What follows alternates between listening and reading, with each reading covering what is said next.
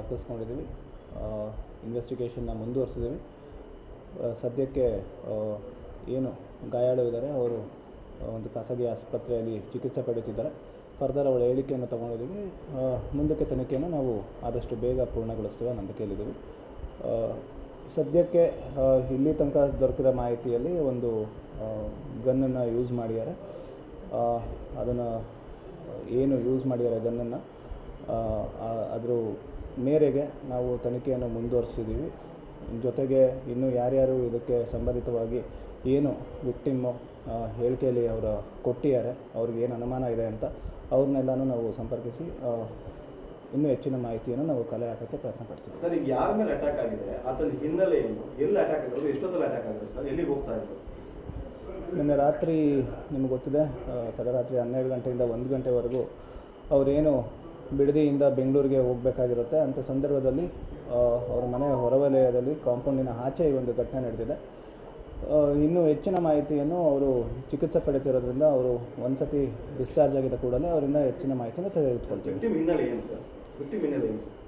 ಎಲ್ಲರಿಗೂ ಗೊತ್ತಿರೋ ಅಂಥದ್ದೇ. ಸದ್ಯಕ್ಕೆ ಅವರು ಏನು ಹೊರದೇಶದಲ್ಲಿ ಇರ್ತಾರೆ, ಇಲ್ಲಿ ಅವ್ರದ್ದು ಒಂದು ಖಾಸಗಿ ಒಂದು ದೂರಿರುತ್ತೆ, ಅದನ್ನ ಕೋರ್ಟ್ ಮ್ಯಾಟರ್ಸ್ನ ಅಟೆಂಡ್ ಮಾಡೋಕ್ಕೆ ಬಂದಿದ್ದಾರೆ ಅಂತ ಒಂದು ಮಾಹಿತಿ ಇದೆ. ಅವರು ಅದನ್ನು ಏನು ಫರ್ದರ್ ಕೋರ್ಟ್ ಮ್ಯಾಟರ್ಸ್ಗಳಿಗೋಸ್ಕರ ಬಂದಿದ್ದೀನಿ, ಆ ಟೈಮಲ್ಲಿ ಈ ಘಟನೆ ನಡೆದಿದೆ ಅಂತ ಅವರು ಹೇಳಿದ್ದಾರೆ. ನಾವು ಫರ್ದರ್ ತನಿಖೆಯನ್ನು ಮುಂದುವರಿಸ್ತೀವಿ. ಅವರ ಡ್ರೈವರು ಮತ್ತು ಗನ್ಮ್ಯಾನ್ನು ಜೊತೆಗೆ ಏನು ಗಾಯಾಳು ಇದ್ದಾರೆ ಅವರು 3 ಜನ ಇರ್ತಾರೆ. ಸದ್ಯಕ್ಕಂಥದ್ದೇನು ನಮಗೆ ಕಂಡು ಬಂದಿಲ್ಲ. ಅವರು ಏನು ಅವ್ರಿಗೆ ಕೆಲವು ಸಿವಿಲ್ ಡಿಸ್ಪ್ಯೂಟ್ ರಿಲೇಟೆಡ್ ಏನು ಕೇಸಸ್ಗಳು ದಾಖಲಾಗಿದೆ, ಅಂಥವ್ರ ಬಗ್ಗೆ ಅವರು ಸಂಶಯವನ್ನು ವ್ಯಕ್ತಪಡಿಸಿದ್ದಾರೆ. ಅದ್ರ ಬಗ್ಗೆ ನಾವು ಹೆಚ್ಚಿನ ಮಾಹಿತಿಯನ್ನು ಕಲೆ ಹಾಕಬೇಕಾಗುತ್ತೆ. ಅದು ಗೊತ್ತಿಲ್ಲ, ಅದು ನಾವೇನು ತನಿಖೆಯಲ್ಲಿ ಕಂಡುಹಿಡಿಯಬೇಕಾಗುತ್ತೆ. ಡ್ರೈವರ್ ಕೊಟ್ಟಿದ್ದಾರೆ. ಸದ್ಯಕ್ಕೆ ಅಷ್ಟೇ. Thank you. ಏನೂ ಇಲ್ಲಪ್ಪ, ಅಷ್ಟೇ. ಏನಿಲ್ಲ, ಅದಿನ್ನೂ ಏನೋ ಗೊತ್ತಿಲ್ಲಪ್ಪ. ಅವೆಲ್ಲ ತನಿಖೆ ಭಾಗ, ಅವೆಲ್ಲ ಹೇಳಕ್ ಬರೋದಿಲ್ಲ. ಅವೆಲ್ಲ ತನಿಖೆ ಭಾಗ ಆಗುತ್ತೆ, ಅವೆಲ್ಲ ಹೇಳಕ್ ಬರೋದಿಲ್ಲ.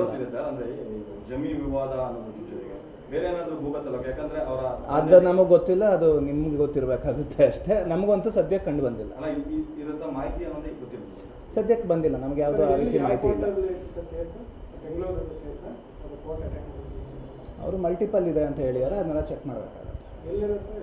ಅವೆಲ್ಲ ನೋಡ್ಬೇಕಪ್ಪ, ಅವೆಲ್ಲ ತನಿಖೆ ಭಾಗ, ಅದು ನಾವು ಇನ್ನೂ ಮಾಡ್ಬೇಕಲ್ಲ. ನೀವೆಲ್ಲ ಕೇಳಿದ್ರೆ ಹೆಂಗೆ?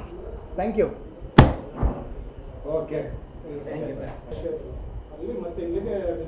ಅವರು ವಕೀಲರು ಹೇಳಿದ ಪ್ರಕಾರ ಅವ್ರದ್ದೊಂದು ಕೋರ್ಟ್ ಕೇಸ್ ಕಲಹ ಇರುತ್ತೆ, ಅದಕ್ಕೋಸ್ಕರ ಬಂದಿದ್ದಾರೆ ಅಂತ.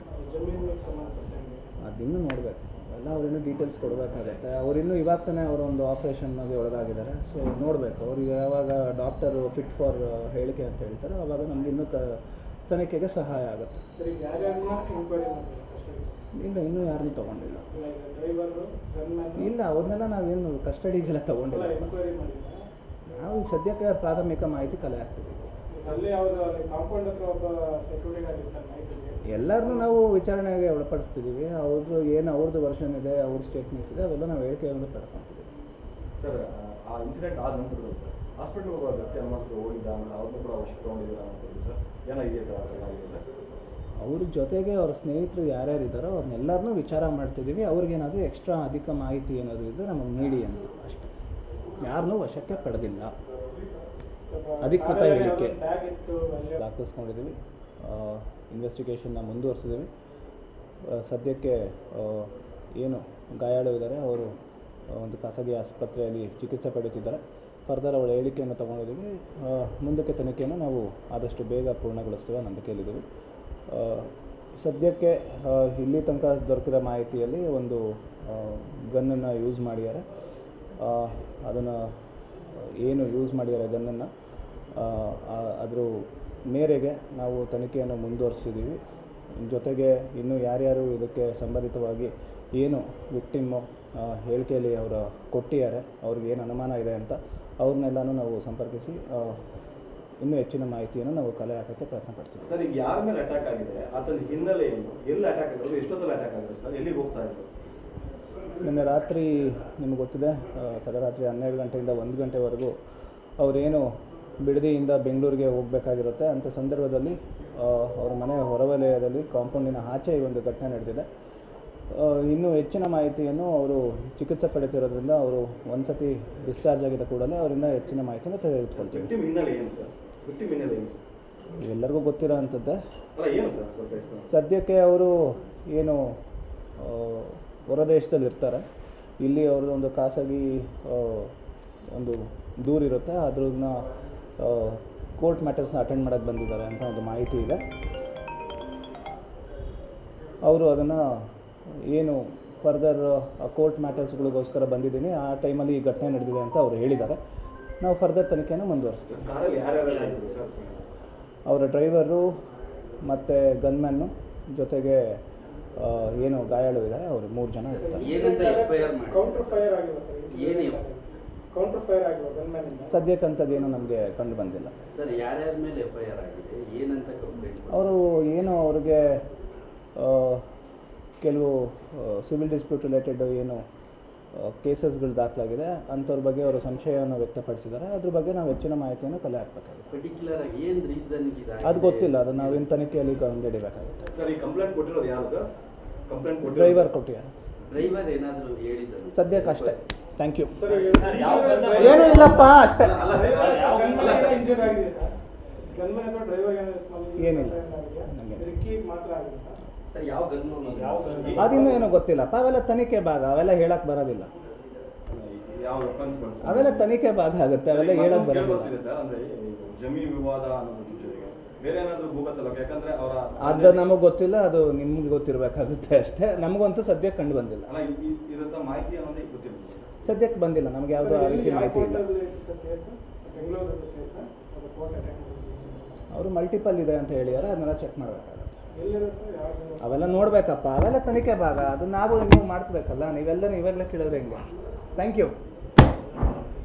ಓಕೆ, ಅವರು ವಕೀಲರು ಹೇಳಿದ ಪ್ರಕಾರ ಅವ್ರದ್ದೊಂದು ಕೋರ್ಟ್ ಕೇಸ್ ಕಲಹ ಇರುತ್ತೆ, ಅದಕ್ಕೋಸ್ಕರ ಬಂದಿದ್ದಾರೆ ಅಂತ. ಅದಿನ್ನೂ ನೋಡಬೇಕು, ಅವೆಲ್ಲ ಅವ್ರಿನ್ನೂ ಡೀಟೇಲ್ಸ್ ಕೊಡಬೇಕಾಗತ್ತೆ. ಅವರಿನ್ನೂ ಇವಾಗ ತಾನೇ ಅವರೊಂದು ಆಪ್ರೇಷನ್ಗೆ ಒಳಗಾಗಿದ್ದಾರೆ. ಸೊ ನೋಡಬೇಕು, ಅವ್ರಿಗೆ ಯಾವಾಗ ಡಾಕ್ಟರು ಫಿಟ್ ಫಾರ್ ಹೇಳಿಕೆ ಅಂತ ಹೇಳ್ತಾರೆ, ಆವಾಗ ನಮ್ಗೆ ಇನ್ನೂ ತನಿಖೆಗೆ ಸಹಾಯ ಆಗುತ್ತೆ. ಇಲ್ಲ, ಇನ್ನೂ ಯಾರನ್ನೂ ತೊಗೊಂಡಿಲ್ಲ. ಇಲ್ಲ, ಅವ್ರನ್ನೆಲ್ಲ ನಾವೇನು ಕಸ್ಟಡಿಗೆಲ್ಲ ತೊಗೊಂಡಿಲ್ಲ. ನಾವು ಸದ್ಯಕ್ಕೆ ಪ್ರಾಥಮಿಕ ಮಾಹಿತಿ ಕಲೆ ಹಾಕ್ತಿದ್ದೀವಿ. ಎಲ್ಲರನ್ನೂ ನಾವು ವಿಚಾರಣೆಗೆ ಒಳಪಡಿಸ್ತಿದ್ದೀವಿ. ಅವ್ರದ್ದು ವರ್ಷನ್ ಇದೆ, ಅವ್ರ ಸ್ಟೇಟ್ಮೆಂಟ್ಸ್ ಇದೆ, ಅವೆಲ್ಲ ನಾವು ಹೇಳಿಕೆಯನ್ನು ಪಡ್ಕೊತಿದ್ದೀವಿ. ಸರ್, ಆ ಇನ್ಸಿಡೆಂಟ್ ಆದ ನಂತರ ಸರ್ ಹಾಸ್ಪಿಟ್ಲ್ಗೆ ಹೋಗೋ ವ್ಯಕ್ತಿ ಅನುಮಾನಕ್ಕೆ ಹೋಗಿದ್ದ, ಆಮೇಲೆ ಅವ್ರನ್ನೂ ಕೂಡ ವಶಕ್ಕೆ ತೊಗೊಂಡಿದ್ದೀರಾ ಅಂತಂದು ಸರ್, ಏನಾಗಿದೆ ಸರ್? ಅದಾಗಿದೆ ಸರ್. ಅವ್ರ ಜೊತೆಗೆ ಅವ್ರ ಸ್ನೇಹಿತರು ಯಾರ್ಯಾರಿದ್ದಾರೋ ಅವ್ರನ್ನೆಲ್ಲರನ್ನೂ ವಿಚಾರ ಮಾಡ್ತಿದ್ದೀವಿ. ಅವ್ರಿಗೇನಾದರೂ ಎಕ್ಸ್ಟ್ರಾ ಅಧಿಕ ಮಾಹಿತಿ ಏನಾದರೂ ಇದ್ದರೆ ನಮಗೆ ನೀಡಿ ಅಂತ ಅಷ್ಟೇ. ಯಾರನ್ನೂ ವಶಕ್ಕೆ ಪಡೆದಿಲ್ಲ. ಅಧಿಕೃತ ಹೇಳಿಕೆ.